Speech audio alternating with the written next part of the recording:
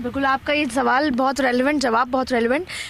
एक और आरोप आप पे लगता है कि जब कोई मुद्दा नहीं है, प्रियंका गांधी कह रही हैं कोई मुद्दा नहीं है, तो फिर बात होती है कि हम हसनपुरा को हरिपुरा बना देंगे, बात होती है कि ये भारत पाकिस्तान का मैच है, इस तरह की बातें सांसद की तरफ से आती हैं बाबा बालकनाथ। तो ये वापस से उसको तुष्टीकरण के लिए? देखिए, मैं बाबा बालकनाथ जी के कहे गए वक्तव्यों पर टिप्पणी नहीं करना चाहता,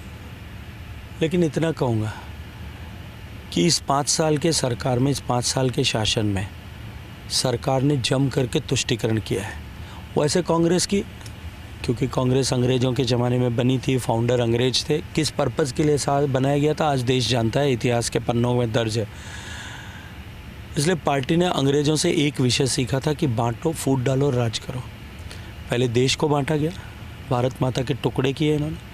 फिर देश में को विभिन्न राज्यों के बोली आधार पर बांटने का काम किया, भाषा के आधार पर बांटने का काम किया,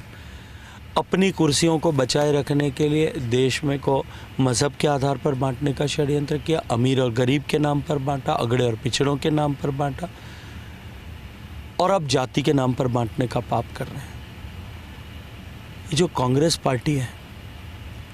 ये इस पार्टी ने सत्ता में बने रहने के लिए और सत्ता की कुर्सियां हथियाने के लिए हमेशा सारी सीमाओं को लांघा है। और पिछले 5 साल में अपने वोट बैंक को सुदृढ़ करने के लिए गहलोत साहब ने सैकड़ों ऐसे उदाहरण दे सकता हूँ जहाँ तुष्टीकरण की पराकाष्ठा की हो, चाहे वो करौली, भीलवाड़ा और जोधपुर के दंगों की जांच का विषय हो। जो दंगाई पेट्रोल बम फेंक रहे थे, मैं मेरे शहर के विषय में बताऊँ, जो दंगाई पेट्रोल बम फेंक रहे थे घरों में, जो सरेआम तलवारें लेकर के घरों में घुस करके महिलाओं के कपड़े फाड़ने की कोशिश कर रहे थे, जो लोगों के घर जलाने की कोशिश कर रहे थे, जो आतंक फैला रहे थे, जो डराने की कोशिश कर रहे थे, मोटरसाइकिल पर चलते हुए चलते हुए व्यक्ति के पीछे दौड़ करके पीठ पीछे चाकू मार रहे थे, उनको और अपनी माताओं बहनों की इज्जत और अपने घरों को जलने से बचाने के लिए एकत्रित होकर के बाहर खड़े लोग जो वो हनुमान चालीसा पढ़ रहे हों, उनके विरुद्ध सेम धाराओं में मुकदमे दर्ज हों और 4 मजहबी आतंकवादी गिरफ्तार किए जाएं और 14 हनुमान चालीसा पढ़ने वाले गिरफ्तार किए जाएं, तब तुष्टीकरण की राजनीति कौन करता है, हसनपुरा और हरिपुरा को हकीकत में कौन करता है, ये अपने आप स्पष्ट हो जाता है। अपने वोट बैंक को बचाने के लिए रोड रेज की घटना में मारे गए व्यक्ति को 50 लाख रुपए मुआवजा 1 घंटे में सरकार दे और ट्वीट करे, और एक दलित जिसको के बच्चे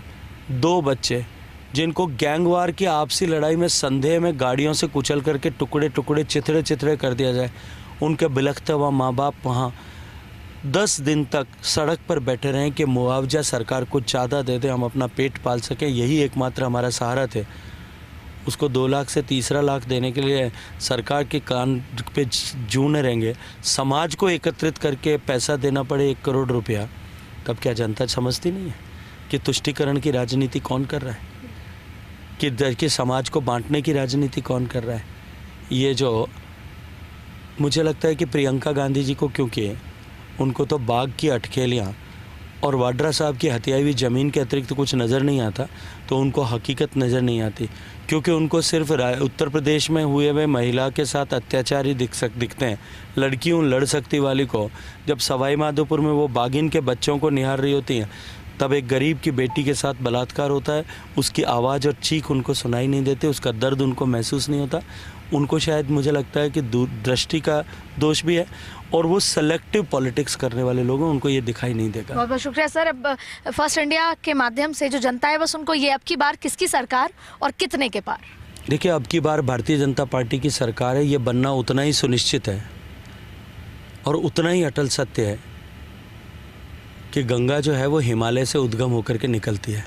ये उतना ही सत्य है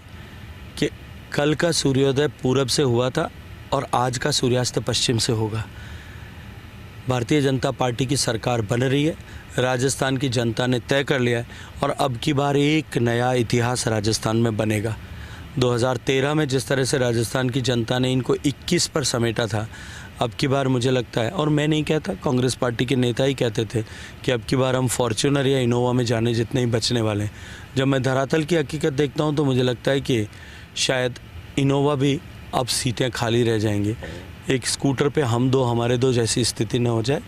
केवल ऐसा मुझे प्रतीत होता है। बहुत बहुत शुक्रिया गजेंद्र सिंह जी, जो धुआंधार प्रचार के बीच समय निकालकर लगातार जो जनता से मिल रहे हैं, कार्यकर्ताओं से मिल रहे हैं, और एक भी कार्यकर्ता जो अगर सड़क पर खड़ा है इस आस में कि भाजपा का कोई नेता मिले तो वो उतर के मिल रहे हैं, ये लगातार हमने चुनाव प्रचार के दौरान देखा। बहुत बहुत शुक्रिया, आपने फर्स्ट इंडिया से बात की, धन्यवाद।